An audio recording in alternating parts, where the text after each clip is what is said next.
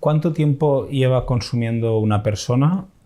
Es un dato que me gusta aclarar siempre, porque muchas veces se dice llevaba consumiendo 3 años o 4 años. No, ese es el tiempo que se llevaba muy mal, ¿no? Pero realmente cuando se empieza a consumir es cuando se toma la primera copa de alcohol.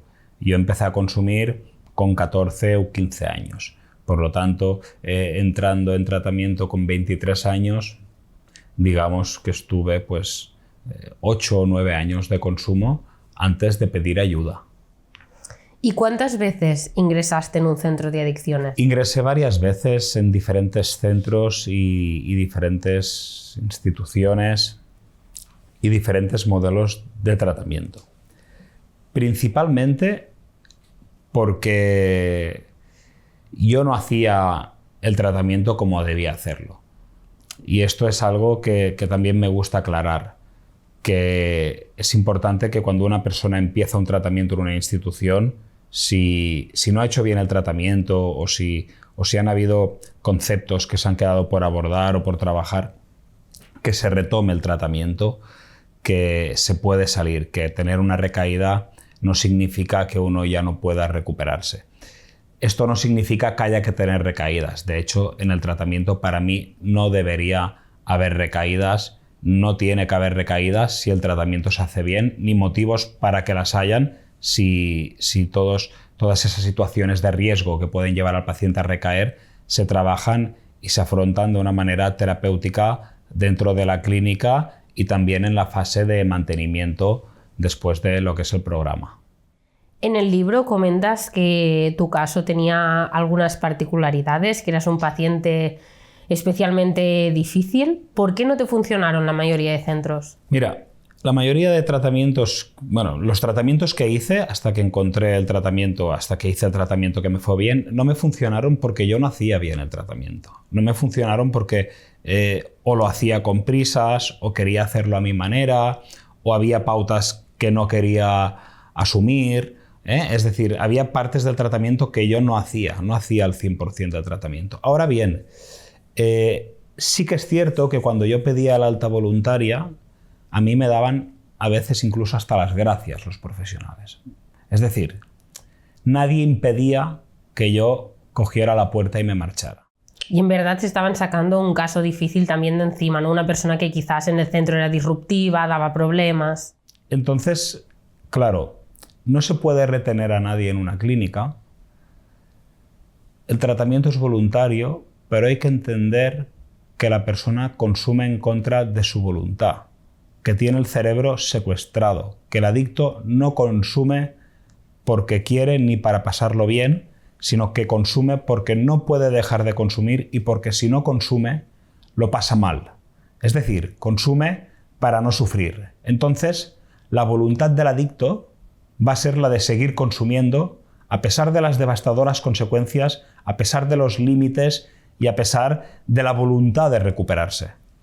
Entonces, no es lo mismo un tratamiento en el que cuando pides el alta te la dan en 5 minutos y te dicen, oye, vete y cuando quieras ya volverás, es decir, este paciente no se quiere curar, a un tratamiento que cuando pides el alta y te quieres ir, los profesionales hacen todo lo posible para que tú te quedes y para que rompas con esa fase de negación y puedas superar esa adversidad, ese problema, esa dificultad que te estás encontrando en ese momento del tratamiento. Y esto es lo que marca la diferencia para mí, la calidad de un tratamiento a otro. Es decir, no es lo mismo que te inviten a que si te quieres ir te vayas, a que hagan todo lo posible porque tú continúes en tratamiento. Y esta fue la diferencia que encontré entre en el lugar donde finalmente me recuperé a otros lugares donde cuando pedía el alta sin más me la daban. Es decir, un equipo que confió en mí, en que yo me pudiera recuperar a pesar de lo mal que estaba, que es lo que es la parte que yo cogí de ese tratamiento y que he trasladado a la clínica que hoy dirijo. Y después de tantas entradas y salidas de centros, que es algo que pasa frecuentemente, tú en otras entrevistas has comentado, ¿no?, que cuando llegan muchas veces a ti o a Zeus ya han recaído 5 o 6 veces, ya sea por que no han pedido ayuda profesional y lo han intentado por ellos mismos, como porque han pedido ayuda profesional pero han decidido terminar el proceso antes de hora.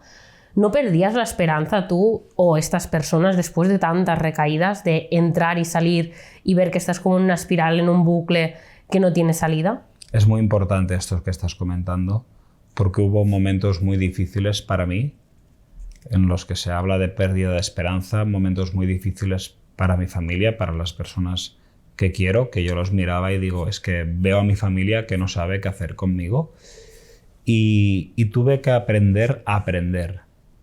Es decir, no es lo mismo que te enseñen algo y que tengas que memorizar eso que tienes que hacer para conseguir eso que quieres, que saber aprender. Y en esta sociedad las personas estamos muy acostumbradas a aprender, a memorizar, a recordar conceptos, pero nadie nos entrena para saber aprender. Entonces yo en el tratamiento tuve que aprender a aprender.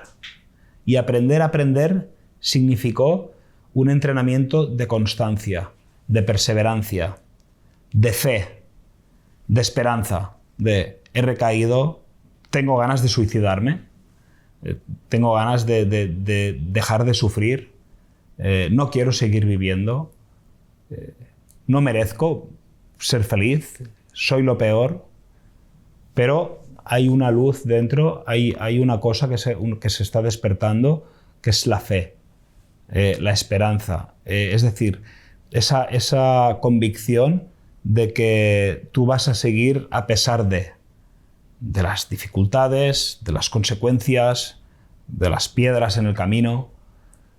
Y ahí aprendí a posponer la gratificación, a que el resultado no llega enseguida, a que cuando alguien quiere algo mucho, tiene que centrarse muy bien en eso que quiere lograr y mantener toda la atención en eso, y que van a salir, van a haber errores, van a salir dificultades, van a haber momentos difíciles, pero cuando está la voluntad, cuando te quieres recuperar, cuando has sufrido muchísimo, cuando has visto las consecuencias de la adicción, cuando te das cuenta que no consumes porque quieres, sino porque no puedes parar de consumir, llega ese momento en el que te rindes, llega ese momento en el que dejas tu discurso de lado, en el que todo lo que te ha traído hasta aquí, hasta la sala de terapia, tienes que soltarlo.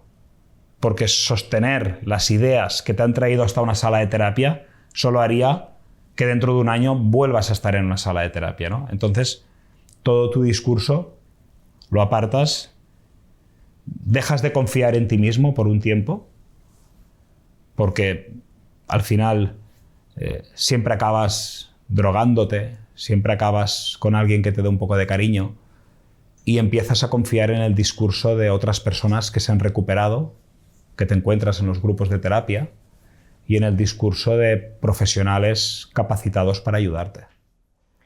Y es ahí donde encuentras esta esperanza y esta fe que, aunque nos parezca un concepto como muy abstracto, al final es lo que marca la diferencia, y al final también es muy difícil cuando estás en este círculo tener esta esperanza y esta fe en el futuro. Es muy importante, es la creencia de que puedes recuperarte, es la creencia de que puedes lograr algo. Es decir, la ansiedad, la angustia aparece cuando una persona cree que no tiene recursos internos para lograr algo que quiere en su vida. Entonces, el adicto es la prueba viva de ello. Una persona que ya ha crecido con unas carencias afectivas, a veces con baja autoestima, con dificultades para relacionarse, falta de habilidades sociales, falta de habilidades comunicativas.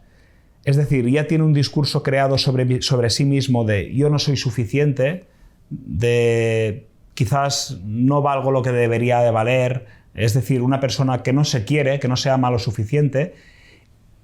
Y el periodo de consumo refuerza esa creencia.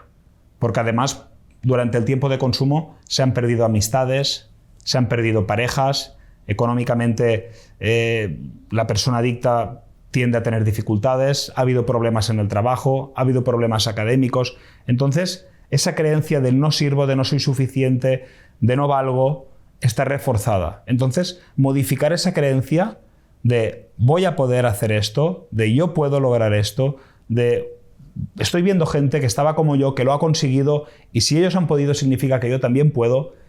Eso es lo que llamamos fe. Es decir, modificar esa creencia de no puedo por la creencia de voy a poder con la ayuda necesaria y con las personas adecuadas que saben cómo tratarme.